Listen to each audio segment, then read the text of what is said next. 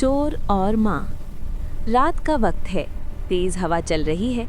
अयान अपनी माँ के साथ रहता है। एक चोर चुपके से घर के अंदर आ जाता है। वो कमरे में देखता है कि माँ और बेटा सो रहे हैं। चोर आहिस्ता आहिस्ता अलमारी खोलने लगता है। उसी वक्त अयान की माँ की आंख खुल जाती है। वो चोर को देख लेती है, मगर शोर नहीं मचाती। चोर हैरान होकर पूछता है, तुम चीख क्यों नहीं रही? माँ आहिस्ता से कहती है, मेरे बेटे की नींद न टूटे, वो कल स्कूल जाएगा। चोर चंद लम्हे खामोश खड़ा रहता है, फिर वो घर को गौर से देखता है। तुम्हारे पास तो कुछ खास नहीं, फिर भी तुम डरी नहीं? माँ मुस्कुराकर कहती है, मुझे अपने बेटे की फिक्र है, बाकी चीज़ें अहम नहीं। चोर की आंखों में अजीब सी नमी आ जाती है। वो आहिस्ता से अलमारी बंद कर देता है।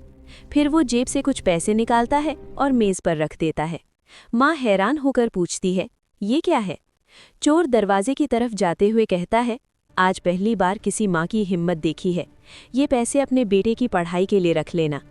ये कहकर चोर अंधेरे में गायब हो जाता है।